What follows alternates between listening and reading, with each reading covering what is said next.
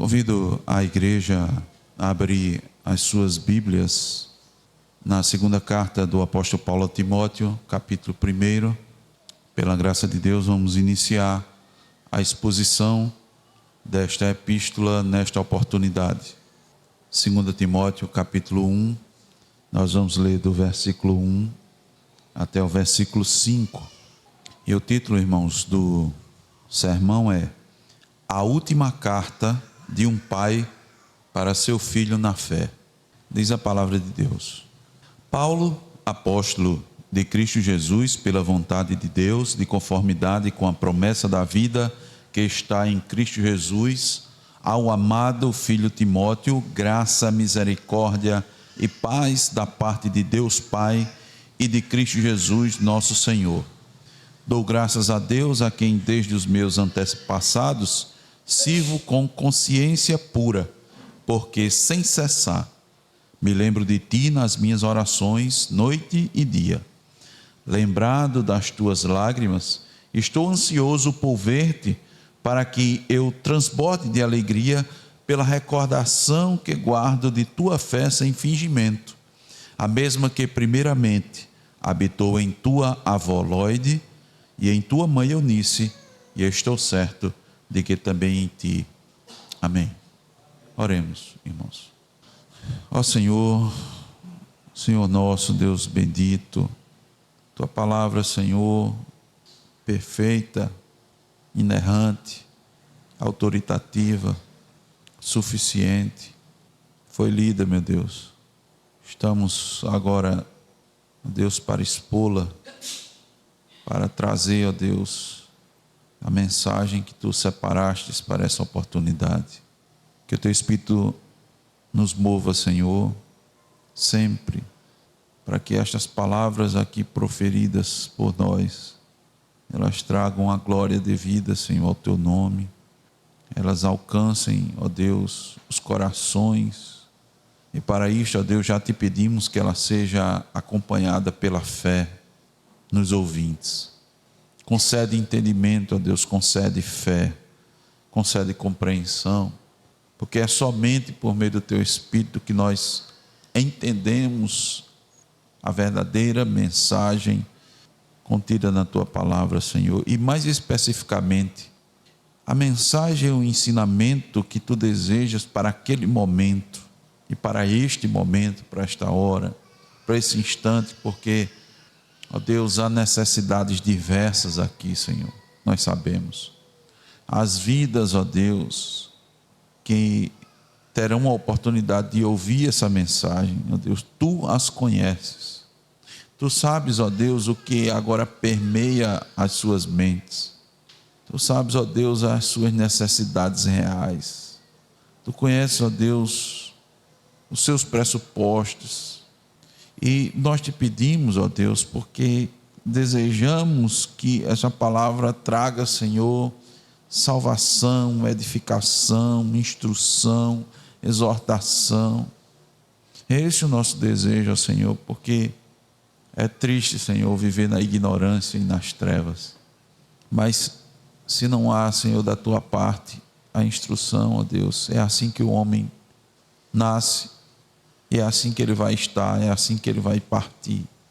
Por isso, ó Deus, o nosso rogo, a tua igreja, Senhor, precisa, ó Deus, dessa exortação para permanecer firme, para não, ó Deus, fraquejar, para continuar, Senhor, a sua peregrinação com convicção, com disposição, apesar, Senhor, das dificuldades.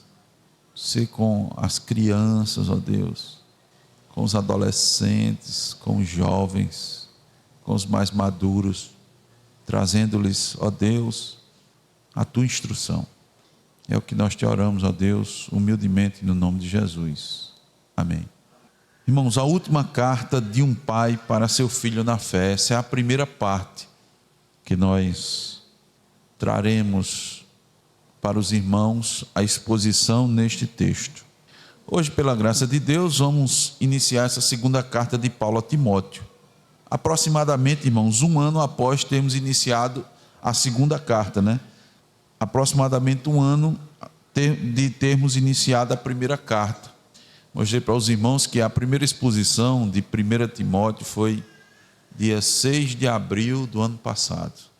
E agora, no início de maio desse ano, iniciamos a segunda epístola, a segunda carta de Paulo. É interessante, irmãos, sabermos e destacar isso, que entre a primeira e a segunda carta não decorreu muito tempo. Os estudiosos calculam no máximo de 2 a 3 anos, no intervalo de uma carta para outra. O remetente e o destinatário, os irmãos estão vendo aqui, são os mesmos, mas as circunstâncias são bem diferentes, são bem diversas. E eu quero trazer isso para entendermos melhor ainda o contexto dessa carta e a mensagem, irmãos, que ela há de trazer pela graça de Deus às nossas vidas. Evidentemente que essas cartas são bem pessoais.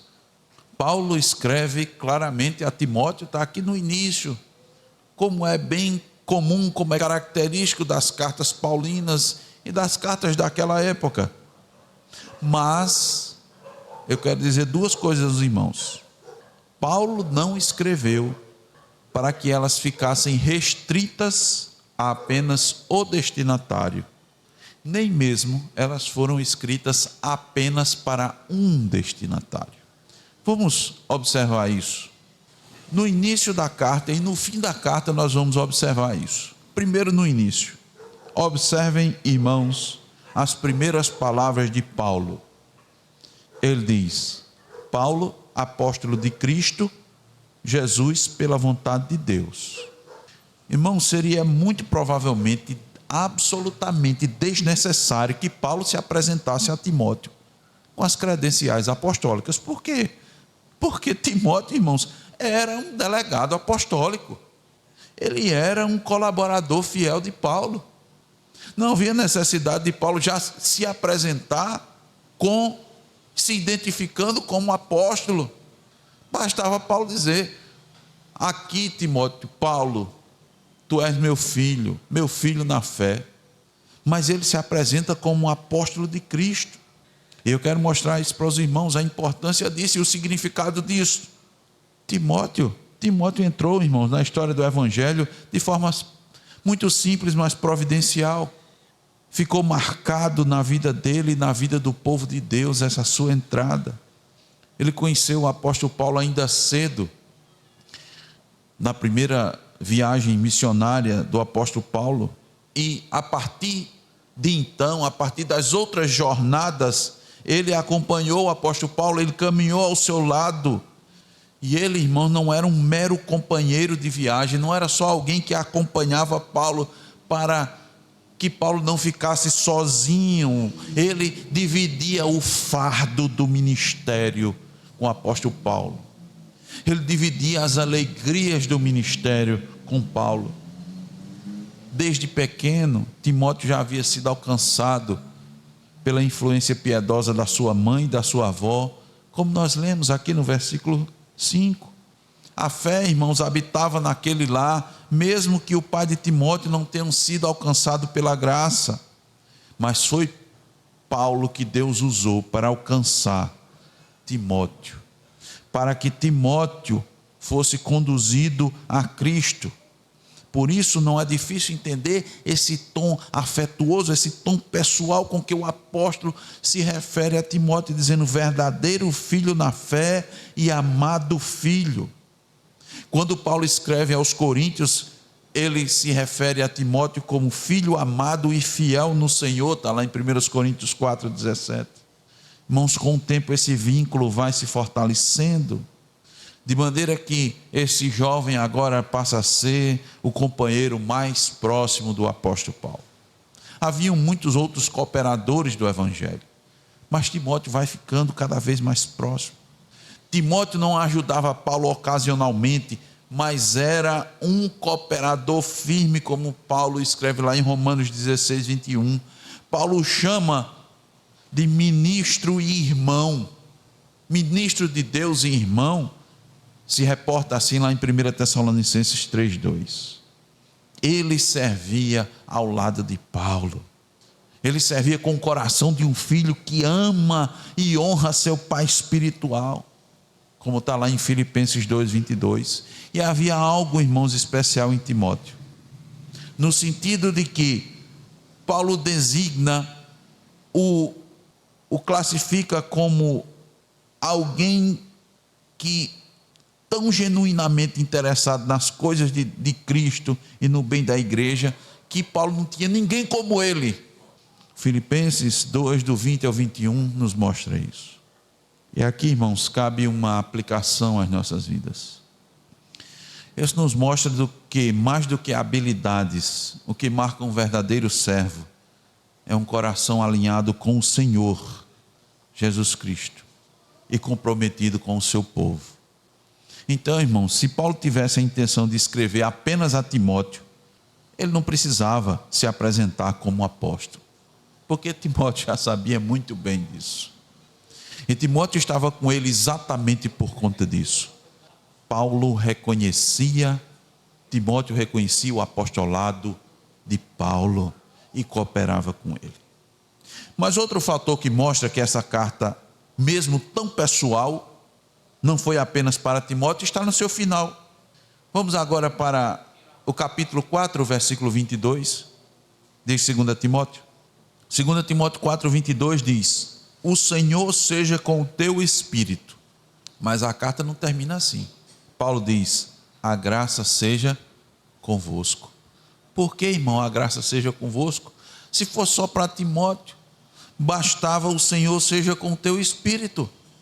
Essa expressão, a graça seja convosco, significa dizer que a carta foi endereçada também a toda a igreja de Éfeso, a qual Timóteo estava cuidando, cooperando. E Timóteo estava em Éfeso exatamente porque Paulo o deixou lá. Então, meus irmãos, Timóteo já havia sido devidamente instruído em como proceder na casa de Deus. Preste bem atenção nisso.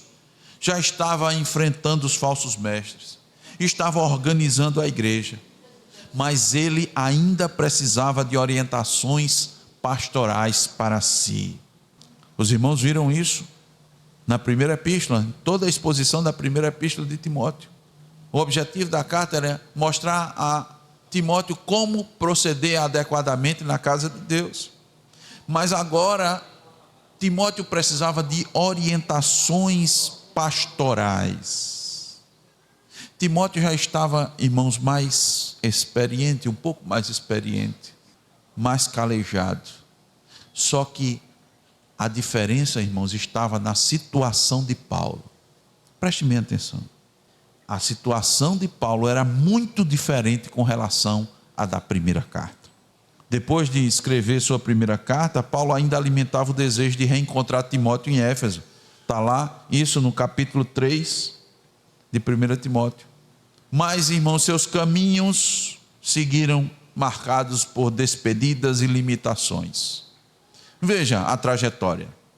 Eu quero que os irmãos acompanhem comigo e sintam, irmãos, e percebam o labor do apóstolo Paulo, a luta. E desejo que os irmãos também, assim como Timóteo, tenham desejo de lutar pelo evangelho, pelo reino de Deus, sejam como cooperadores. Irmãos, olha a trajetória de Paulo. Em Mileto, Paulo deixou o Trófimo doente. Nós encontramos isso em 2 Timóteo 4:20. Em Troade, na casa de Carpo, ficaram para trás sua capa, seus livros e pergaminhos. Está aqui no capítulo 4, versículo 13. Há estudiosos que entendem que foi aqui que Paulo foi preso, em Troade, porque ele não pôde mais levar esses materiais com ele. Muito provavelmente sua segunda prisão se deu aqui. Em Corinto, viu Erasto tomar outro rumo. Por fim, Paulo chega a Roma, mas não como antes. Paulo agora não estava em liberdade vigiada, mas estava lançado numa prisão fria, escura, insalubre, tratado como um criminoso comum, abandonado por muitos, sentindo o peso da solidão, e sabendo, irmãos, que seu fim se aproximava. E é aí que ele escreve essa carta a Timóteo. São palavras que surgem de uma prisão, com bastante urgência, mas com afeto e firme confiança no Senhor. Mesmo preso e consciente da sua morte, mesmo sabendo que a sua morte estava às portas se aproximando, Paulo escreve essa carta não voltado para si mesmo. Ele diz com clareza: o tempo da sua partida estava próximo. Ele estava sendo oferecido como libação ao Senhor, está em 2 Timóteo 4,6, mas seu coração, irmão, não estava tomado por medo. Paulo não estava com autocompaixão, sua maior preocupação continuava sendo o Evangelho e o reino, mesmo à beira da morte. Então o que é que ele faz? Ele escreve para orientar, fortalecer, preparar aqueles que caminharam ao seu lado, em especial Timóteo. Paulo, portanto, procura deixá-lo bem instruído, apontando com cuidado qual deve ser o caráter, o padrão de um verdadeiro pastor, um pastor fiel a Cristo e comprometido com a igreja. Como é que Paulo, irmãos, afetuosamente vai exortar Timóteo nesse sentido? Essa é a pergunta que vai nortear nossa exposição. Eu quero mostrar para os irmãos exatamente isso. Como Paulo vai exortar Timóteo, mas de forma afetuosa, a ele perseverar na comunhão, na fé genuína. A primeira lição que eu quero trazer para os irmãos, como Paulo vai fazer isso? É exatamente por meio da sua autoridade apostólica. Esse é um dos motivos que ele se apresenta como Paulo, apóstolo de Cristo Jesus, pela vontade de Deus.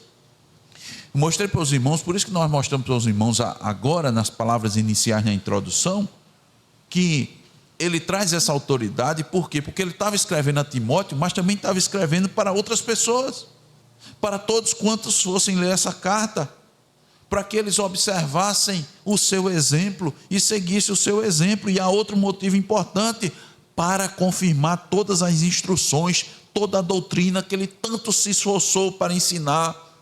Os irmãos sabem que Paulo, aqui em Éfeso, irmãos, foi o lugar onde talvez ele mais se demorou, quase 3 anos ensinando, para que quando aqueles irmãos recebessem aquela carta, considerassem ela como sagrada, para toda a posteridade, para deixar um verdadeiro retrato dela em Timóteo. Foi por meio dessas cartas que o Espírito Santo instruiu a igreja primitiva. Irmãos, a situação que aqueles irmãos estavam passando não era fácil, não. Fortes ataques de falsos mestres, mas também de Roma. Meus irmãos, os irmãos sabem quem estava governando Roma nessa época? Nero. Foi Nero, irmãos, que mandou matar o próprio apóstolo Paulo. Foi Nero, irmãos, que acusou os cristãos de incendiarem Roma. Foi Nero, irmãos, que encheu as ruas de Roma de sangue dos cristãos, de forma cruel. Os cristãos enfrentavam um momento muito difícil. Paulo está preso, mais uma vez, só que agora não estava em casa. Antes, a primeira prisão dele, ele estava em casa, prisão domiciliar, ele podia receber os irmãos, ele podia instruir. A sua pregação, inclusive, estava alcançando até mesmo as altas autoridades de Roma. Mas agora não, estava numa masmorra insalubre. Os crentes da Ásia, irmãos, começaram a fugir da perseguição. Estar ligado de alguma maneira a Paulo era correr sérios riscos. Levantar a bandeira do Evangelho era colocar a cabeça a prêmio. É esse o contexto, irmão, de que essa carta foi escrita. Nesse cenário aqui, em meio à perseguição e às ameaças contra a fé cristã, Paulo está se identificando. Seu propósito é claro: encorajar aquele jovem pastor em Éfeso a não se envergonhar do Evangelho, nem de seu mensageiro. Antes de se envergonhar, Paulo exorta Timóteo a guardar com fidelidade esse precioso depósito. Lembra que nós vimos isso, irmãos? O depósito, o firme fundamento. E ele diz: Timóteo, transmite isso a homens fiéis, que também sejam capazes de ensinar outros. Então, mesmo em sua partida iminente, Paulo sabe que se assim o fizesse, e se Timóteo assim fizesse, o evangelho continuaria avançando, com servos do Senhor firmados na verdade, não temerosos, não medrosos. E Paulo deixa claro, irmãos, que ele não é apóstolo por escolha pessoal, não é por vontade dos homens. Eu sei que os irmãos conhecem a história do apóstolo Paulo. Ele foi chamado, capacitado e enviado por Cristo de acordo com a vontade de Deus. Está lá registrado lá em Atos capítulo 26. Inclusive recebeu a confirmação de seu apostolado por meio de sinais e prodígios, está lá em 2 Coríntios 12. Daí ele dizer, irmãos, na parte B do versículo 1, do versículo 1, de conformidade com a promessa da vida que está em Cristo Jesus. Olha só, para que seu chamado seja o mais certo, ele o conecta com as promessas de vida eterna. É como se Paulo estivesse dizendo o seguinte, irmãos, essas palavras dele aqui, como se ele tivesse o seguinte: desde o princípio, desde o início, Deus prometeu a vida eterna em Cristo. Então agora ele me nomeou para ser o ministro, para proclamar essa promessa. Os irmãos sabem que Cristo foi anunciado em Gênesis. Então ele se apresenta como este, irmãos, como este, de conformidade com a promessa de vida que está em Cristo Jesus. Então essa carta está aqui registrada para que a igreja persevere na doutrina dos apóstolos, para que a igreja persevere na fé genuína, na comunhão dos santos, sustentado pelo testemunho apostólico e pelos vínculos espirituais. É só assim que a igreja vai permanecer. E estes ensinamentos estão em perfeita harmonia com todo o restante da palavra de Deus. Mas agora, irmãos, não há mais sombras. Cristo veio e trouxe os ensinamentos, capacitou os apóstolos. Eles estão escrevendo os capítulos finais de toda a revelação.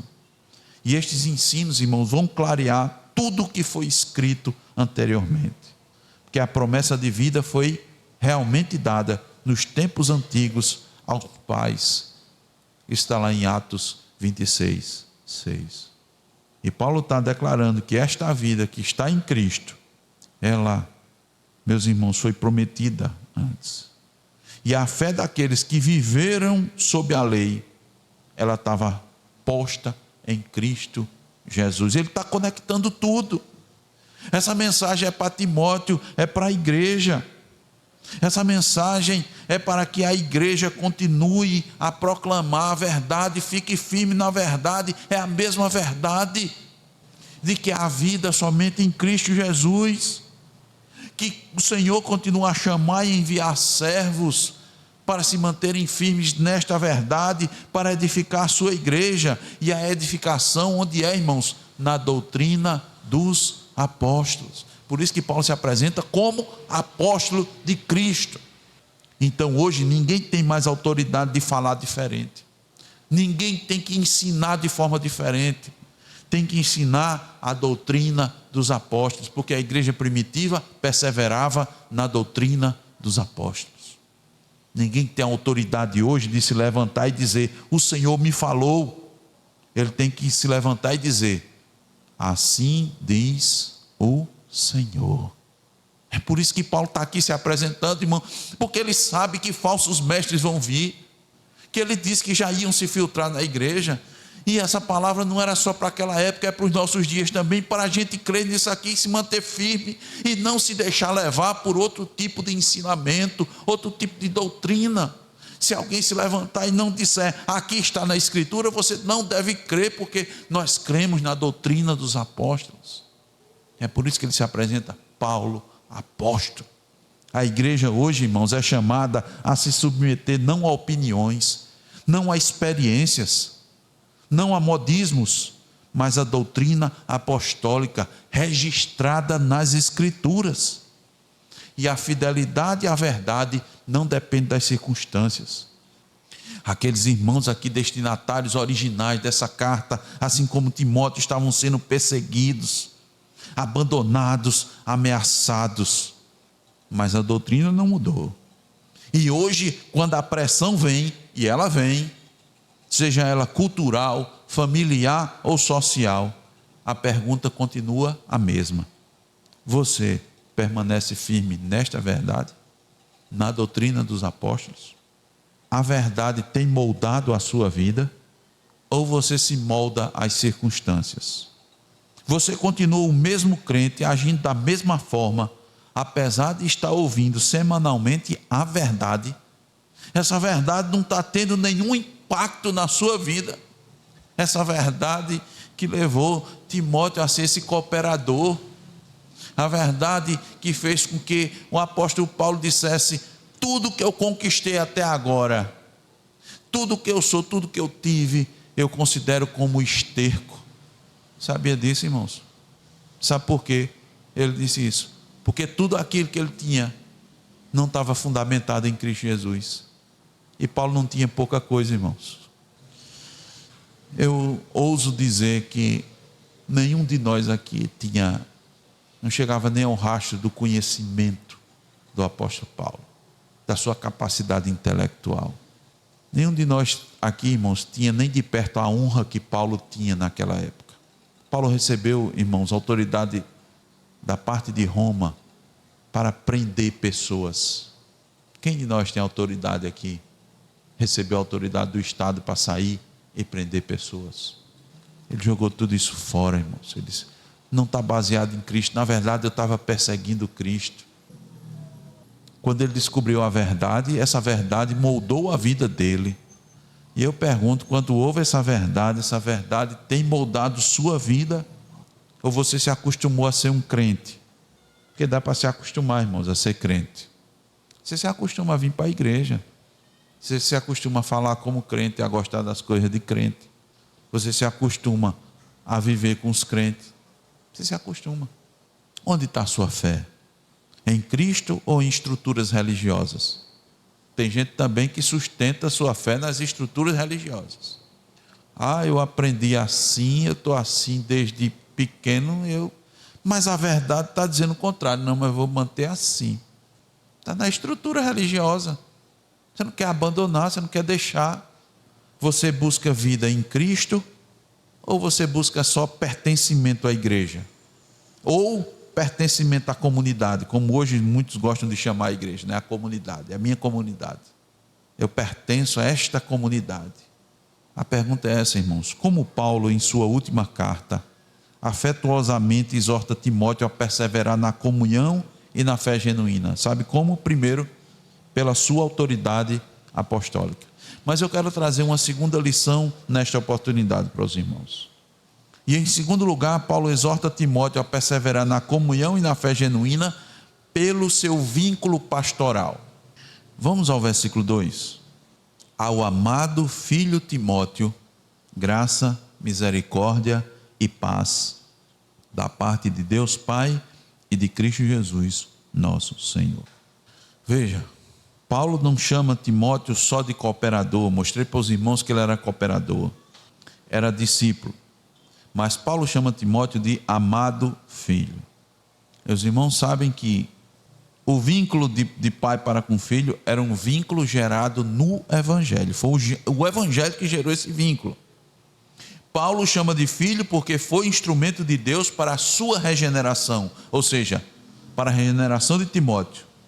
Veja, Deus é quem regenera, mas Ele usa meios.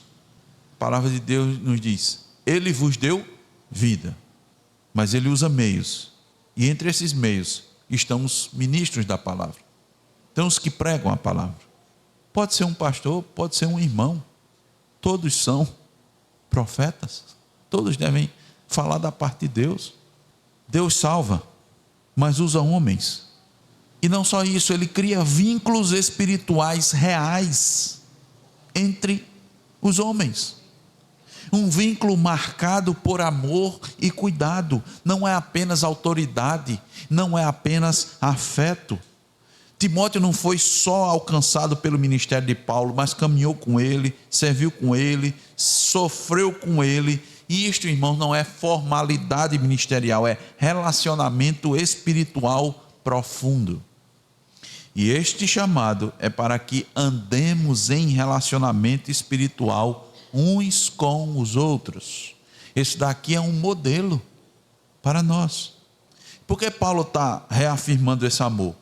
Para encorajar um jovem pastor. E nós já vimos a característica. Timóteo era tímido, era pressionado. Veja, Paulo tinha autoridade, ele se apresenta como apóstolo, mas aqui mais fortemente como pai. E observem que isso é de forma afetuosa. Não é uma verdadeira autoridade espiritual fria. Não, é uma verdadeira autoridade espiritual afetuosa. Por quê? Na perspectiva bíblica, irmãos, a autoridade não é autoritarismo. Liderança não é domínio. É vínculo de confiança fraterna. A autoridade apostólica é exercida com verdade, mas também com amor. E aí Paulo continua dizendo: graça, misericórdia e paz. Isso é uma saudação, irmãos, com uma profundidade teológica grande. Sabe por quê? Ouça bem, tente bem aqui.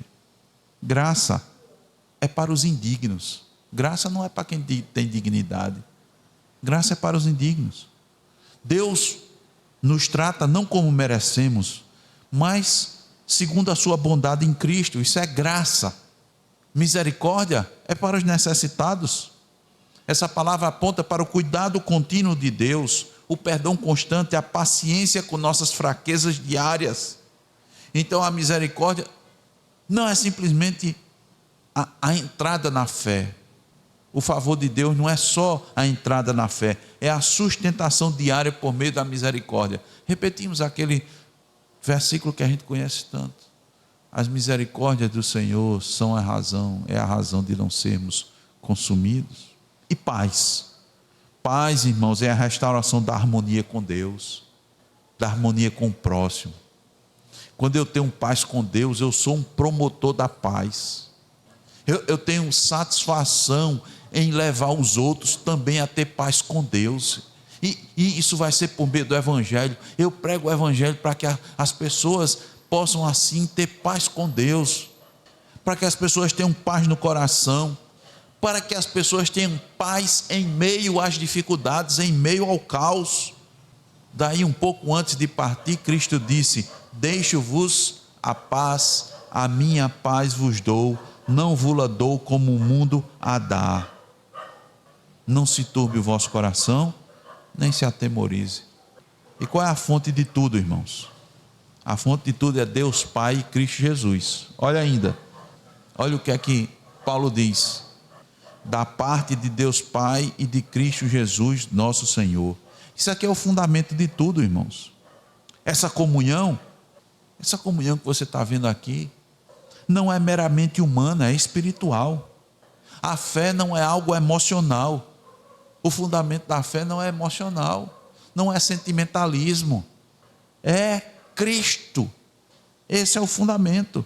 A perseverança não se autossustenta, a perseverança é divina.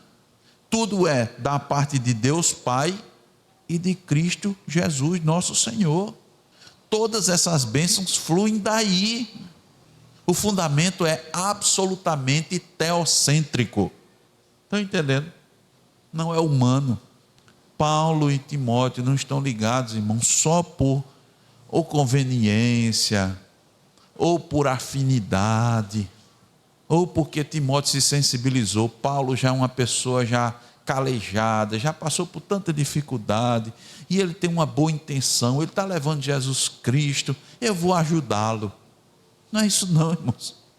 O que mantém essa segurança, essa firmeza, é Cristo, é Deus, é o Espírito Santo. Paulo, irmãos, pela graça, não estava ali com a sua pregação, com o seu ministério, formando meros crentes, presta atenção. Ele está formando vínculos fraternos.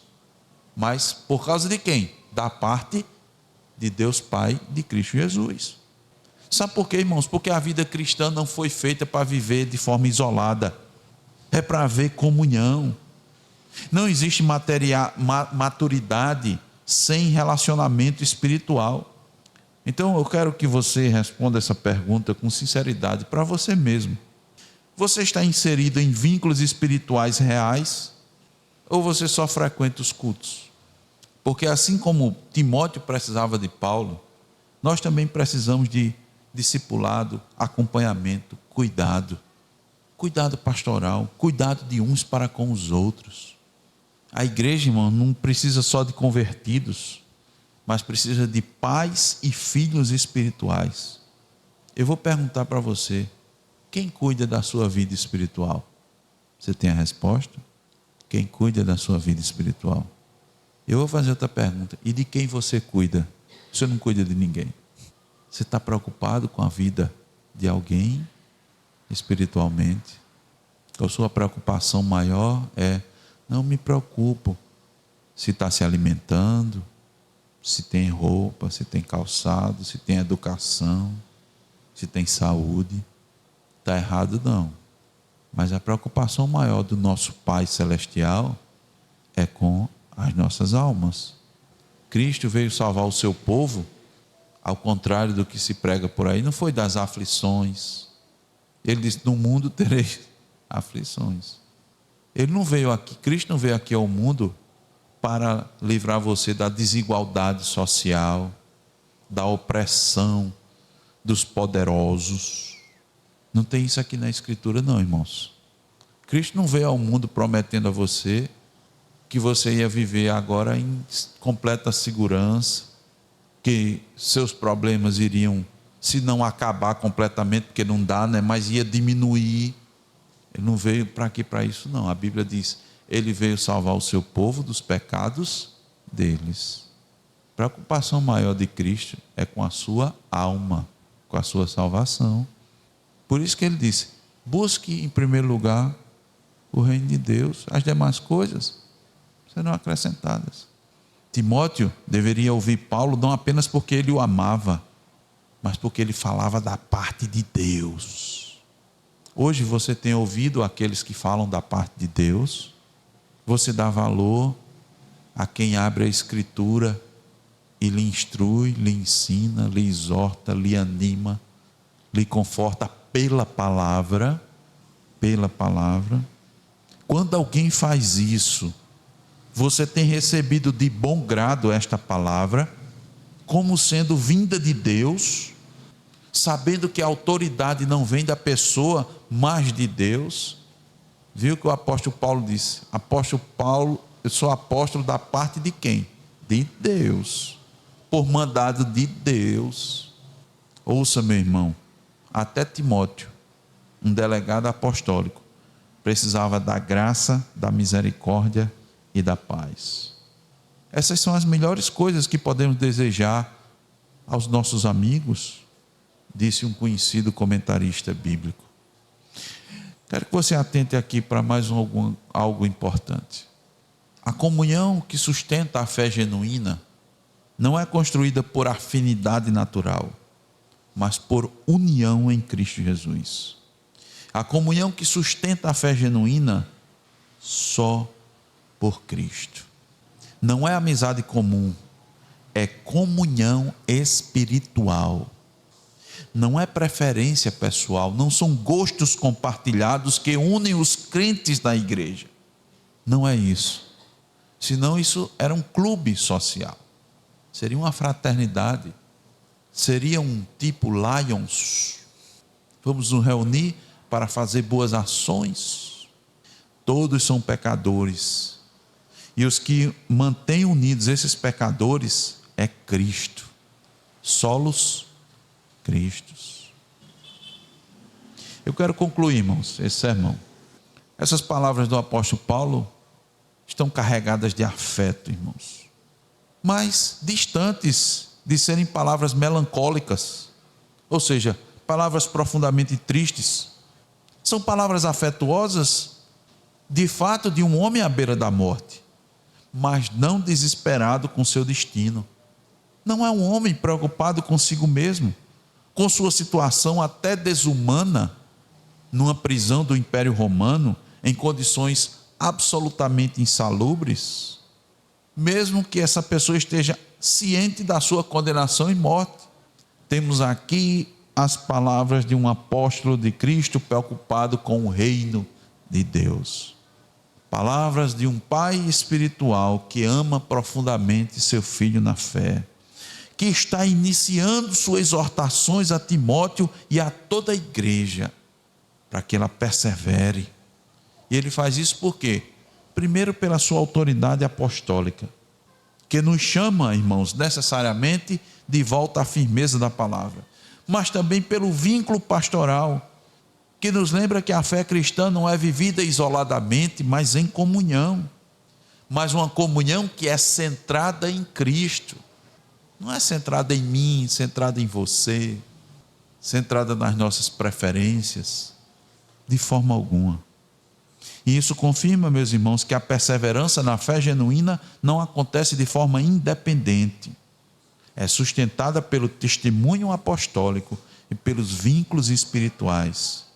Agora, perceba algo: não basta ler a palavra, não basta estar em comunhão, é necessário que essa verdade alcance o coração, molde a vida e se manifeste na prática diária.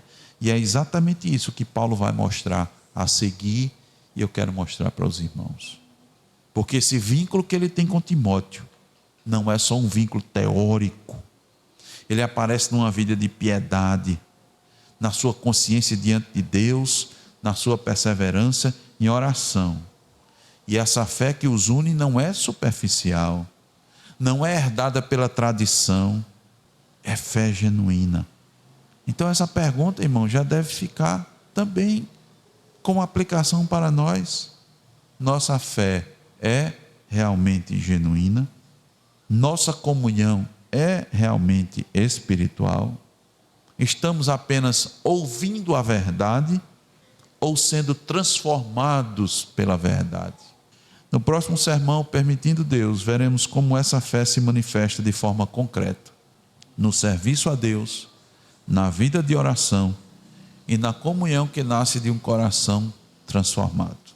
Que Deus nos ajude, irmãos, a perseverar na fé genuína e na comunhão dos santos, sustentado pelo testemunho apostólico e pelos vínculos espirituais. Amém.